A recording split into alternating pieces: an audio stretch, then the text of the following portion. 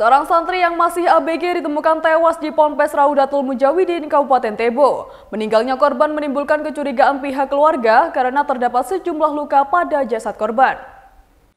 Airul Harahap, seorang santri berusia 13 tahun ditemukan meninggal dunia di sebuah atap asrama lantai 3 Pondok Pesantren Raudatul Mujawidin, Kecamatan Rimbo Bujang, Kabupaten Tebo, Jambi. Korban diduga tersengat listrik saat sedang menjemur pakaian di atap asrama.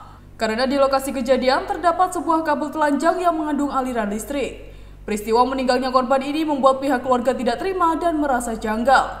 Selain ditemukan sejumlah luka pada jasad korban, pihak Ponpes juga tidak memberikan informasi kepada orang tua korban jika anaknya sudah meninggal dunia. Setelah peristiwa itu terjadi, jenazah korban kemudian dibawa ke rumah sakit untuk dilakukan visum luar. Sementara dari keterangan ayah korban, Salim Harahap, 1 jam sebelum dikabarkan meninggal dunia, almarhum sempat berkomunikasi dengan ibunya melalui sambungan telepon. Sebagai orang tua, saya juga nggak terima. Nggak terimanya, satu, anak saya ini meninggal, saya tidak dikabari.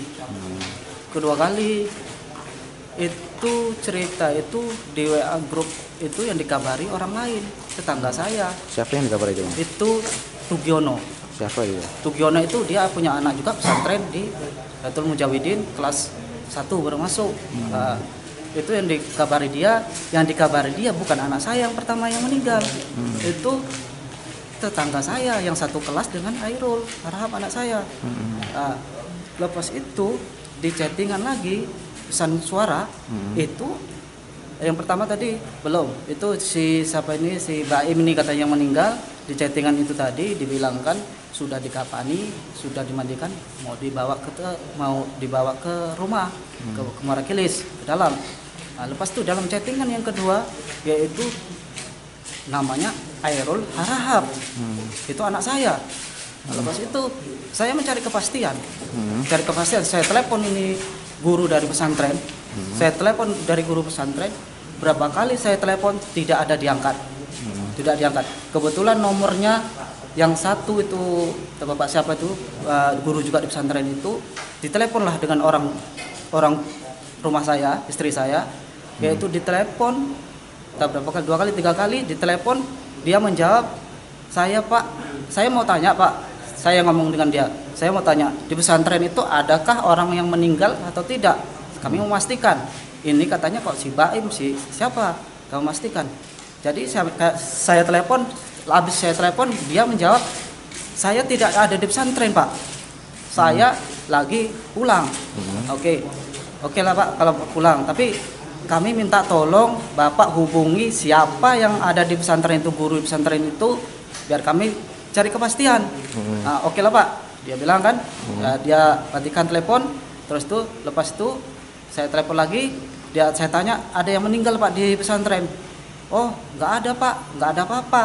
Oh berarti berita hoax. Kami bilang kayak gitu, berita hoax. Berarti ini nggak pasti. Tapi kami memastikan juga ini kan WA group untuk mengabari tadi, WA group tapi bukan WA group dengan kami. Itu WA group dengan anak kelas 1. Lepas itu kami dari kepastian. Terus kawan itu kami tanya-tanya terus si Pak Tugiono ini, orang itu mengabari bahkan Airul yang memang meninggal sudah dikapani, sudah dimandikan. Karena dari jam 5 itu anak saya sudah menelepon saya. Kebetulan besok kan ada pertemuan di pesantren. Lepas itu dia tanya lah dengan ibunya, saya masih saya itu buat pagar itu di belakang itu. Jadi mak besok kemari atau tidak, dia bilang.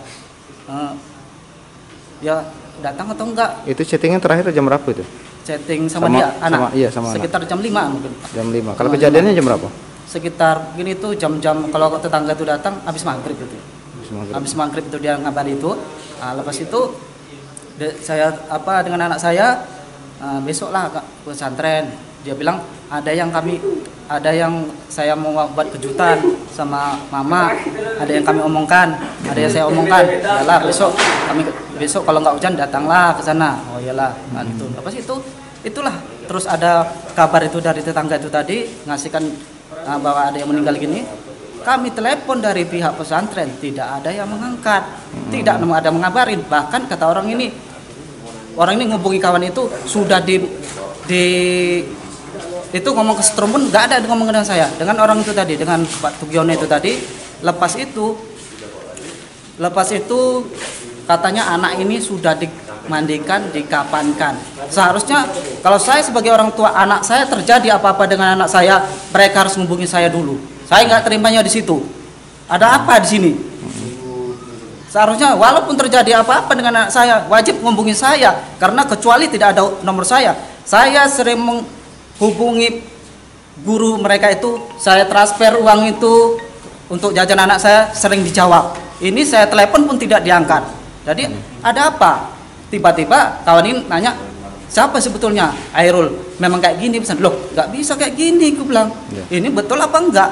Jadi rencana kedepannya seperti apa, Bang? Pokoknya saya tidak terima, tetap saya tidak terima dengan kejadian ini. Atas kematian anak saya akan tuntut. Sementara itu, Ahmad Karimudin, pengurus Ponpes Raudatul Mujawidin mengatakan, adanya peristiwa yang merenggut nyawa santri ini, pihak pondok pesantren tidak mengetahui secara pasti bagaimana kejadiannya. Namun menurut informasi dari sejumlah pengasuh di pondok, korban meninggal akibat tersengat listrik. Kejadian awal secara persisnya kita juga nggak tahu, Pak.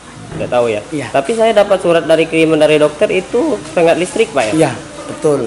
Kalau kabarnya demikian, cuman kan Ya. kami memang dewan pengajar di sana dan kami juga termasuk salah satu pengurus pondok pesantren tersebut. Siap. Cuman kami tidak domisili di dalam. Ya, yang di Jadi, dalam kota-kota lain iya, lah, Pak ya. ada ustadz-ustadz yang iya, lain. iya, Jam kira-kira ini, Pak ya, kita tidak bisa memastikan. Jam 6.30-an, jam setengah Siap, 7-an, kita dapat kabar yang dari kawan kita yang ada di pondok di rumah sakit nelpon. Iya. Pak, ada musibah. Ya, Musibah musibah. apa? Saya sekarang di rumah sakit, ada anak yang tersengat listrik dan sekarang sudah dipanggil oleh Allah. Innalillahi wa inna ilaihi raji'un. Setelah itu telepon langsung kita tutup, kita langsung meluncur ke rumah sakit. Saat ini jenazah korban sudah dibawa ke rumah duka di Desa Muara Kilis, Kecamatan Tengah Ilir untuk dimakamkan di TPU setempat. Atas terjadinya peristiwa ini, pihak kepolisian Polres Tebo sudah melakukan olah TKP, termasuk memeriksa sejumlah saksi. Selain itu, kasus kematian santri ini juga masih terus didalami, apakah ada unsur kelalaian dari pihak Ponpes atau ada unsur lain yang disengaja. Dari Tebo Jambi, Eko Wijaya, Nasional TV melaporkan.